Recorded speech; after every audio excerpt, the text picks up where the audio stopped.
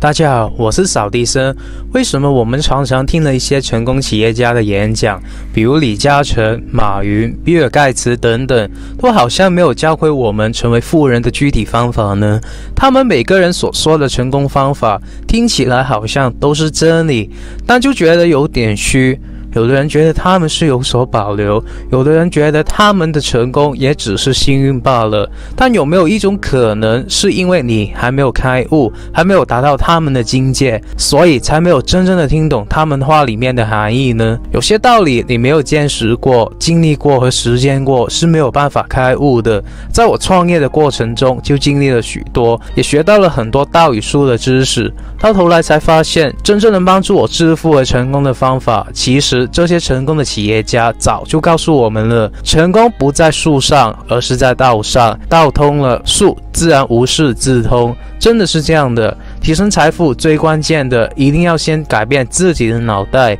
自己的思想。因为我们的思维决定了我们的行为，我们外在所获得的东西，其实都是我们内心的投影。我们穷，也是因为我们内心里觉得自己是穷人。今天我将会把这些能帮助我开悟的富人心法，以比较通俗的形式，毫无保留的分享给大家。我更会直接告诉大家，成为富人应有的目标、具体的项目和具体的方法。这些都是我多年的亲身经历和领悟所总结出来的精华，可能会对大家的世界观、价值观还有人生观带来冲击，但如果大家认真的把这些听完听懂，你就有可能因为当中的一两句话而开悟了，从此达到时间自由、财富自由还有灵魂自由。所以你一定要耐心的把影片看到最后，最后的内容才是含金量最多的地方。但开始之前，我还是强调一下，这个频道是专门培养企业家、资本家、有钱人的。如果你想免费的获得这方面的资讯，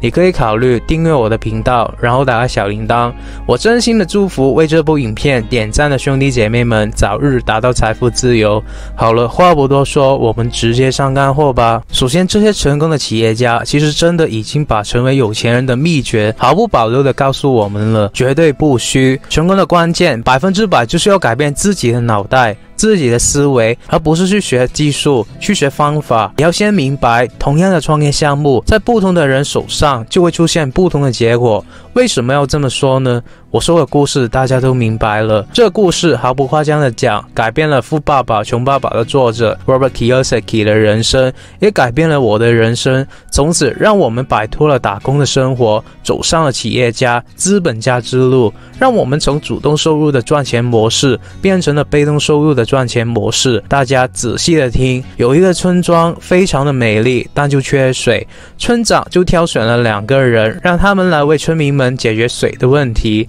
第一个人收到委派以后非常的兴奋，然后就马上拿了几个桶子去山下面挑起水来，水挑回来以后就拿去村子里面卖，他因此赚到了很多钱。另一个人呢，他接了这个订单以后就消失了，就找不到人了。他去干嘛呢？他写了一份商业计划书，去到了城里面找了几个投资者，然后说服了这几个投资者给他投了钱。之后他就拿着这几个投资者的钱去找了一帮人，组成了一个施工团队，开始去打井，开始为每家每户去装上自来水管。这第一个人他透过努力去挑水，赚了很多钱，但这是一个很辛苦的行当，因为他每天都要起早贪黑，从山下跑去山上的村子，而且这水还不是每天供应，因为他需要在周六周日的时间休息。虽然他后来有钱了以后，也雇了很多员工跟他一起去挑水，但这些人也是很辛苦的、很累的。工会就为他们争取了周六周日的假期，让他们休息。后来第二个人的自来水管建好了，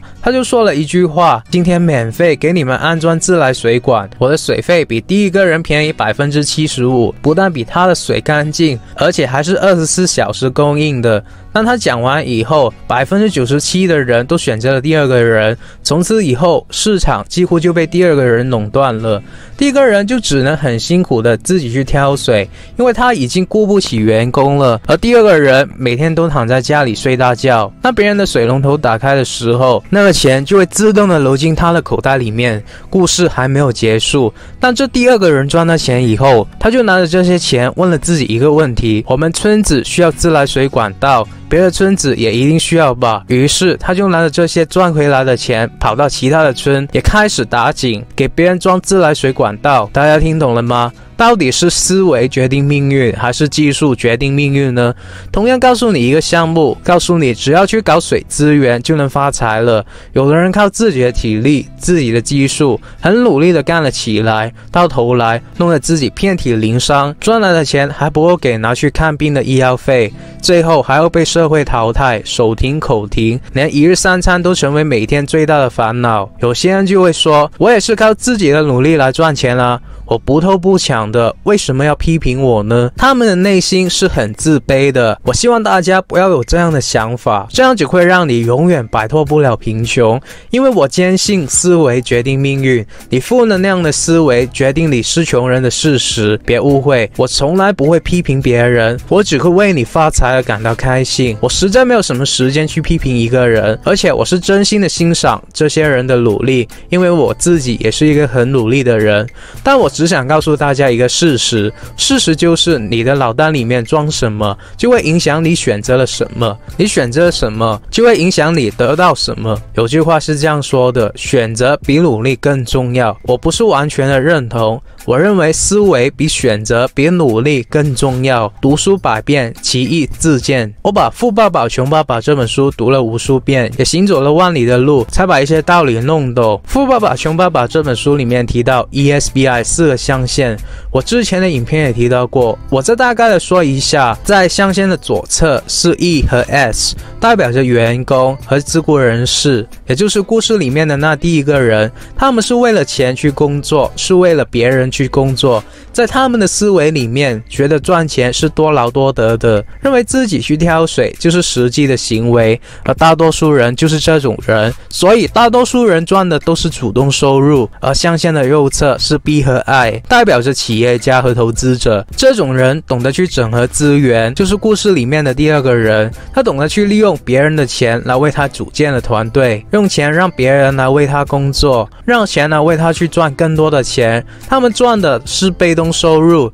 但右侧的人却不一定比左侧的人聪明。很多从最高学府毕业的人也是在象限的左侧，比如作者 Robert Kiyosaki 的穷爸爸，他是教育部长。如果去测智商的话，富爸爸跟他相比应该不相上下，甚至穷爸爸比富爸爸聪明。但现实的情况却是，在象限左侧的人一辈子也要为象限右侧的人工作的。那有的人就会说，象限左侧和右侧的区别就是右侧的人要承受很大的风险啊，真的是这样吗？穷爸爸因为他的理念而失去了工作，虽然他也尝试与友人合资开设雪糕店，然而最终人是不欢而散。最后他在不得志的情况下，因为肺癌含恨而终。你看，穷人也会失去他们认为踏实的工作，不管你学历有多高。所以左侧的人承受的风险不是比右侧的人大吗？他们随着年龄的增长，风险也变得越大，因为可能因为年纪大而被辞退，而象限右侧的人却因为年纪越大，风险就变得越小。他们的财富因为复利效应而不断的累积，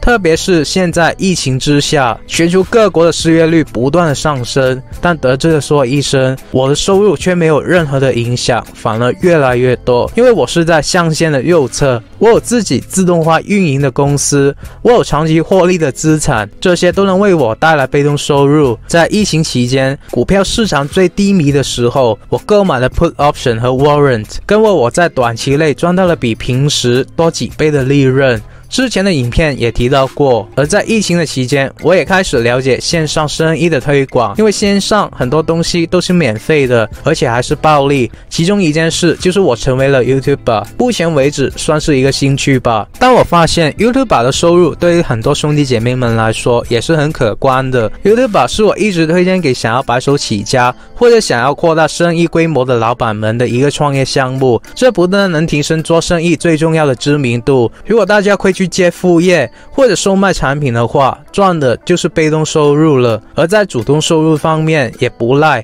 我实测了大概4个月吧，之前我就试过3天增加了1万多个订阅，当然是广告收入，平均日赚$300左右，而且还在一直的递增。详细是如何发财的，你有兴趣的话就必须要点进我右上角连接上的影片。我知道你担心什么，我告诉你，你根本不用担心任何不懂操作 YouTube 的问题。每个人一开始都是新手，但大家都是聪明人，所以我自己会参加 YouTube 培训的课程，帮自己节省时间。你要知道，20岁前获得1个亿跟50岁前获得1个亿是完全2个概念。其中小船的课程是我一直推荐的，我本人也有参加，它帮助了我特别多，让我从对 YouTube 一无所知到现在一无所获，所以我必须报恩，给大家推荐他的课程，真的特别好。我建议大家点进去影片描述栏上的连接，拉到最下面有一个小船的免费网络研讨会，大家先听一下，熟悉小船的教育风格，然后再用连接里面最优惠的价格去报名参加也是不迟的。所以大家现在能清楚你为什么穷这个问题了吗？即便是收入较高的职业，比如律师、医生、投行，他们获得更高收入是因为他们具备了一些难以获得的知识和技能，但是他们所创造的价值也是相对较低的，因为他们是在象限的左侧。马克思曾经说过，劳动者创造的价值大部分被资本家剥削了。千万别觉得剥削是一个负面的词语，词语本身是没有褒贬之分的，褒贬是由我们的思维决定的。在大多数人看来，剥削是一个负面的词语，所以97%的人都是穷人，而在3%的富人、资本家却不认为剥削是一个负面的词语，他们觉得自己只是懂得资源分配，是有能力、有智慧的人才会干的事。我们创业者就是奔着资本家这个位置去的。一个员工如果不能给企业带来价值，我们当然要开除他，而如果他能够为我们带来高价值，我们剥削他剩余的价值也是天经地义的事情。因为大自然告诉我们，这世上本来就是弱肉强食的，这是定律。我们为什么要违背这些定律呢？资源本来就是有限的，我们还要礼让的把资源送给别人吗？另外，我告诉你，想要成为富人，就必须要去考虑如何对自己劳动正确的定价，来获得自己全部付出的应有回报。富人投入精力去做有利于自己财富增长的事情，比如开公司、做实业投资、金融投资等。打工只会让人陷入收入仅够养家糊口的死循环，而且你会没有时间去学习，没有金钱去探索如何挣更多的钱。而富人却是拥有正确的消费观，人都是有欲望的，因为贪婪，所以要工作来满足欲望，而物质的满足只是暂时的，胃口会越来越大，所以想要更多，这是对人性的精准阐述。而穷人和富人在消费上有什么区别吗？我有个朋友，他出国旅游一趟就花费了几十万美金在购物上面，这足够很多普通家庭1年的开销了，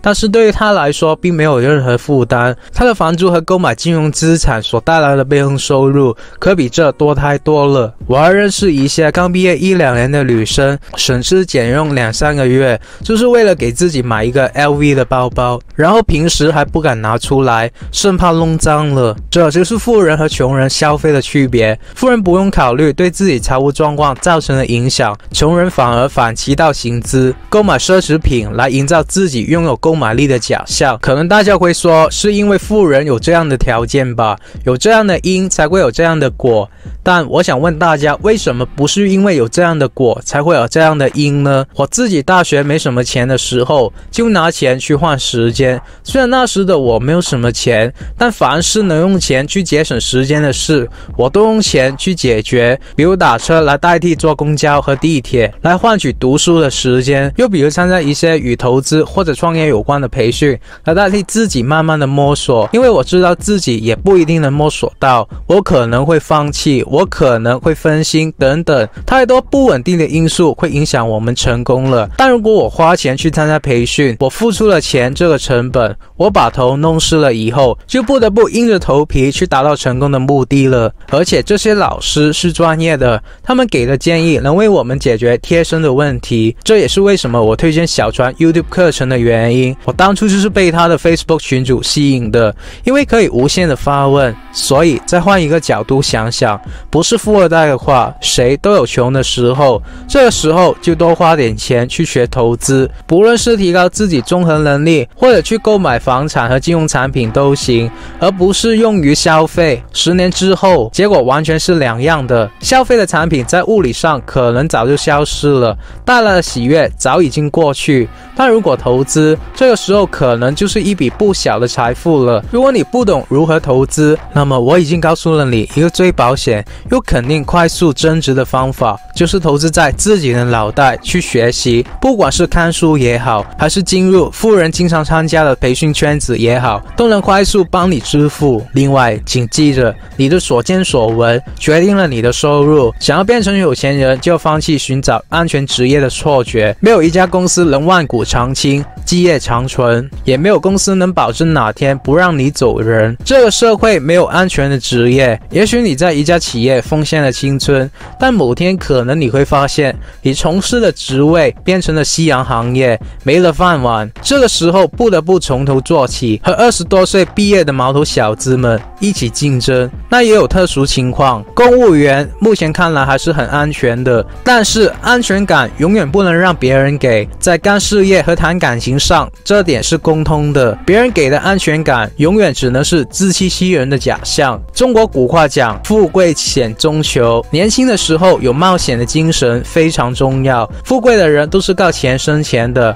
投资回报率可比人贵多了。一个受过良好教育、工作勤奋的年轻人，一年能有个20万美金的收入，已经算得上是不错了。但如果考虑一下他的家庭为了培养这个年轻人所花费的巨量金钱，这个收入的回报就不高了。但是金融资产一年取得10%的回报，只能算是稀疏平常。人穷是一种观念，时刻想的是我不能做这个，我不能做那个。正是这些自我施加的桎梏，彻底束缚了一个人追求财富的能力。在这个世界有很多的不自由，但唯独追求财富真的没有那么多不能的限制。把这些不能替换掉，时刻想想我怎么能做成这个，我怎么能做成那个，我怎么能成为一个亿万富翁，一个10亿级的富翁。记着，我们要做一个积极的思考者和行动者。物质上的富裕本源来自于思想上的深刻，精神上的丰富和意志的坚定，真的是这样的。我希望大家从今天开始，如果你不是富人，如果你不是太满意自己每天起早贪黑的生活，就先去摆脱自己的穷人思维。你们从今天开始要为自己定一个目标，要从象限的左侧走到右侧，要从打工和自雇人士变成企业家和投资者，要把主动收入变成被动收入。而唯一能改变的方法就是去学习，去投资自己的脑袋，去看书或者参加培训。我建议大家每个人都一定要看《富爸爸穷爸爸》这本书，也一定要去了解小船的 YouTube 金牌运营课程。这两样东西毫不夸张的讲，是让大家赚到第一桶金的关键。不骗你，只有知识才能改变思维，只有思维才能改变选择，只有选择才能改变命运。你今天会选择突破自己，从而获得时间自由、财富自由和灵魂自由吗？希望大家有所领悟。有什么问题可以给我留言，只要你们能在我今天说的内容里面找到1、2句话是有用的，能够帮助自己的人生过得好一些，我就心满意足了。那么如果你不想错过任何关于成为富人、企业家、投资家、找到财富自由的免费信息，我还是呼吁你订阅我的频道，然后打开小铃铛。我真心的祝福为这部影片点赞的兄弟姐妹们早日达到财富自由。好了，我们下个礼拜再见吧，拜。